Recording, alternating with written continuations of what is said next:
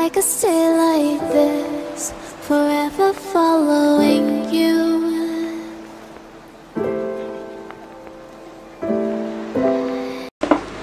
Assalamualaikum warahmatullahi wabarakatuh. Kembali lagi di channel Asna Mariatul.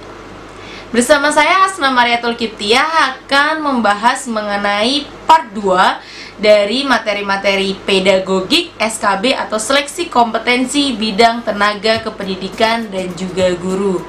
Penasaran bagaimana videonya? Sebelumnya, lihat yang ini dulu. Sebelumnya jangan lupa klik subscribe dan juga nyalakan tombol notification supaya aku lebih semangat bikin video yang lain. Di part 2 kali ini, saya akan membahas mengenai bentuk-bentuk tes dalam evaluasi. Yang pertama adalah pengertian tes. Tes itu artinya apa sih? Sebenarnya yang namanya tes itu adalah sebuah alat atau prosedur yang digunakan untuk mengukur sesuatu.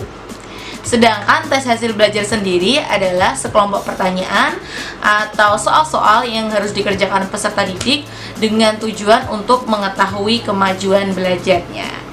Kemudian jenis-jenis tes. Dari segi bentuk pelaksanaannya,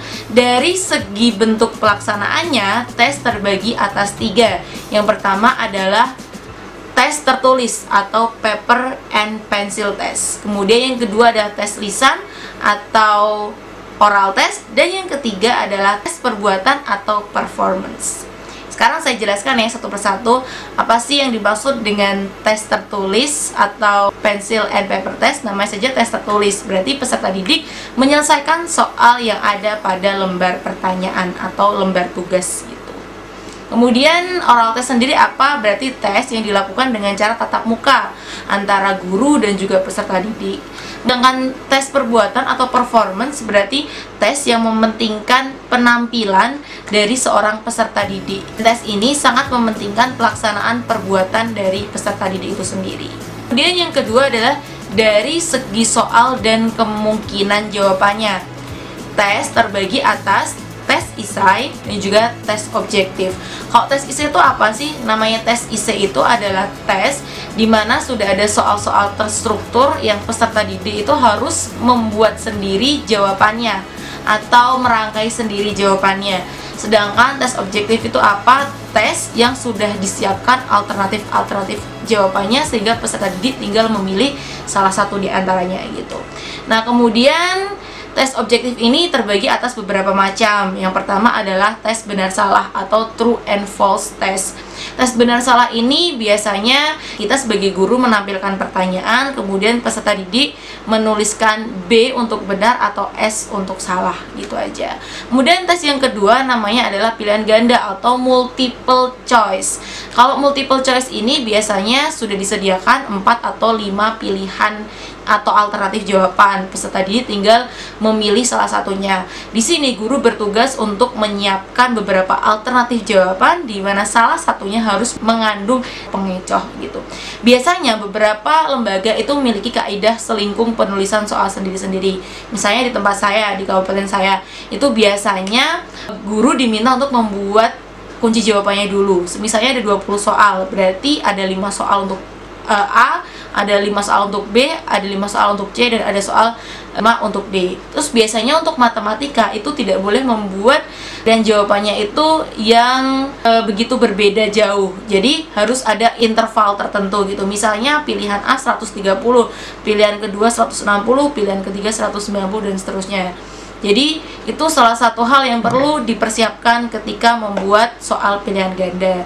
Kemudian tes objektif yang ketiga adalah menjodohkan atau matching test. Berarti kita sebagai guru mempersiapkan 2 bagian soal. Yang pertama adalah 1, 2, 3, 4. Kemudian yang sebelah satunya lagi itu adalah A, B, C, D. Nanti peserta didik tinggal menghubungkan saja, misalnya jawaban 1 itu dengan A atau dengan B atau dengan C dan seterusnya. Itu namanya adalah menjodohkan atau matching test.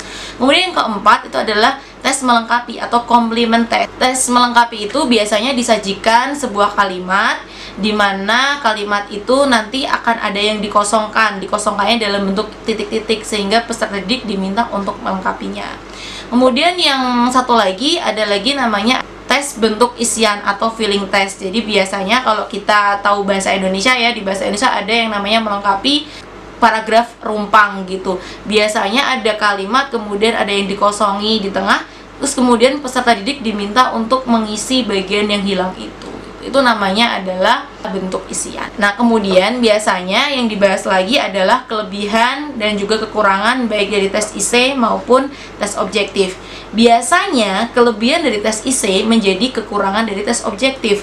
Sebaliknya, kelebihan dari tes objektif itu biasanya menjadi kekurangan dari tes IC. Saya berikan contoh. Misalnya kita akan membahas mengenai kelebihan dari tes objektif. Tes objektif ini kelebihannya yang pertama adalah pengoreksiannya atau pemeriksaannya begitu mudah, bahkan bisa diserahkan kepada orang lain. Kemudian yang kedua adalah sangat representatif gitu. Jadi mewakili beberapa materi sekaligus. Misalnya soalnya mengenai dampak positif, biasanya nanti di pilihan jawabannya ada dampak negatifnya. Itu namanya adalah representatif. Kemudian tes objektif ini namanya juga objektif ya, berarti tidak ada unsur pribadi di dalamnya gitu. Jadi jauh dari yang namanya subjektivitas gitu. Kelebihan ini kemudian akan menjadi kekurangan dari IC, di mana IC ini bisa dikatakan lebih subjektif, kurang representatif, dan juga sangat susah atau sangat sukar dalam pengoreksiannya atau pemeriksaannya, sehingga tidak bisa diserahkan kepada orang lain. Kemudian kelemahan dari tes objektif. Kelemahan dari tes objektif yang pertama adalah dalam penyusunannya itu begitu sulit. Jadi kita selain membuat soal juga harus mempersiapkan beberapa alternatif jawaban, termasuk diantaranya adalah distraktor atau pengecohnya. Nah, kemudian kekurangan yang lain adalah adanya sistem untung-untungan gitu. Kemudian sistem untung-untungan di mana peserta didik yang untung maka nilainya baik, yang tidak untung berarti nilainya kurang. Kemudian kekurangan yang ketiga itu adalah memungkinkan terjadinya kecurangan. Jadi peserta didiknya jadi lebih mudah untuk saling mencontek. Kemudian yang paling penting adalah soalnya cenderung mengenai ingatan saja gitu. Nah, ini bisa menjadi kelebihan dari tes IC. Jadi tes IC ini penyusunannya lebih mudah, kemudian tidak bersifat untung-untungan, kemudian juga jauh dari atau mengurangi kemungkinan peserta didik untuk curang gitu. Kemudian yang ketiga adalah tes dilihat dari segi fungsi di sekolah. Tes yang pertama adalah tes formatif. Saya tidak akan menjelaskan mengenai artinya, tapi langsung ke contohnya. Misalnya di SD itu biasanya ada tes setelah pembelajaran 1 hari atau 1 PB, atau bisa jadi 1 subtema, atau bisa jadi 1 tema. Jadi kalau satu pembelajaran selesai itu akan diberikan tes yang namanya tes formatif. Beda dengan tes sumatif. Kalau tes sumatif sendiri itu diberikan dalam kurun waktu tertentu, misalnya PTS, PAS, itu namanya adalah tes formatif gitu. Kemudian yang ketiga adalah tes penempatan. Misalnya di SMA nih, di SMA itu ada namanya tes kira-kira peserta didik ini cocok untuk masuk ke IPA, IPS, atau bahasa. Itu namanya tes penempatan. Kemudian yang keempat ada namanya tes diagnostik. Tes diagnostik ini namanya aja diagnostik, mendiagnosa. Berarti tes ini digunakan untuk mengetahui atau mendiagnosa penyebab dari kesulitan belajar seorang peserta didik. Selanjutnya ya, sebuah tes itu dikatakan baik apabila memenuhi syarat tertentu. Yang pertama adalah validitas. Validitas berasal dari kata valid atau benar atau tepat atau sahih. Artinya apa? Sebuah tes ini memberikan gambaran yang benar sesuai dengan kenyataan di lapangan. Ada juga yang mengatakan bahwa valid di sini maksudnya adalah digunakan tepat untuk mengukur sesuatu yang hendak diukur. Kemudian yang kedua adalah reliabilitas. Itu artinya apa sih? Reliabilitas itu sebenarnya dalam bahasa Indonesia artinya adalah keterandalan. Maksudnya apa? Jadi tes ini meskipun digunakan berkali-kali hasilnya cenderung sama, tidak berubah-ubah atau konsisten. Yang ketiga adalah objektivitas. Apa sih objektivitas? Objektivitas itu berasal dari kata objektif. Artinya apa? Artinya bahwa tidak ada unsur-unsur pribadi yang mempengaruhi dalam pelaksanaannya. Itu namanya objektif gitu. Kemudian yang keempat adalah praktikabilitas. Praktikabilitas itu berasal dari kata praktis. Praktis itu artinya mudah. Mudah apanya? Mudah dalam pemeriksaannya, mudah dalam penyusunannya, kemudian juga dilengkapi dengan petunjuk-petunjuk yang jelas. Jadi yang terakhir adalah ekonomis. Ekonomis artinya hemat, baik hemat ongkos atau biaya maupun juga hemat waktu. Sekarang kita lanjut ke langkah-langkah pengembangan tes. Langkah-langkah pengembangan tes itu ada 6. Yang pertama adalah pengembangan spesifikasi tes. Jadi di sini ada beberapa hal yang harus diperhatikan. Jadi si pembuat soal itu harus menentukan tujuan. Kemudian yang kedua adalah membuat kisi-kisi soal. Kemudian menentukan berapa banyaknya soal. Kemudian menentukan kira-kira tingkat kesulitan dari soal itu seperti apa. Itu ditentukan di bagian ini. Kemudian yang kedua adalah penyusunan soal. Setelah tahu spesifikasinya, kemudian disusun soalnya. Selanjutnya yang ketiga adalah penelaahan soal. Jadi soal ini kemudian dites validitasnya. Kira-kira cocok nggak ya? Kira-kira sudah tepat tidak ya? Disesuaikan dengan materi, disesuaikan keadaan peserta didik, dan juga lain-lain gitu. Nah, kemudian yang keempat adalah pengujian butir-butir secara empiris. Jadi kita uji ini, kita coba kan ke beberapa siswa, oh kira-kira ini cocok atau tidak gitu ya.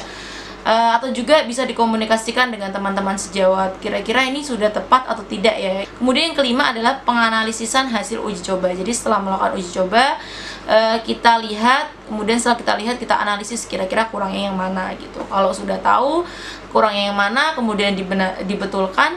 Setelah itu kita masuk ke tahap yang terakhir, yaitu pengadministrasian soal. Jadi di sini soalnya dibuat, diketik, kemudian di-print, dan seterusnya. Nah, untuk kali ini saya tidak memberikan contoh soal, melainkan akan saya berikan pada video part berikutnya. Karena pada video part berikutnya saya akan menjelaskan mengenai penilaian, utamanya penilaian pada kurikulum 2013. Jadi supaya tidak ketinggalan, klik tombol lonceng atau tombol notification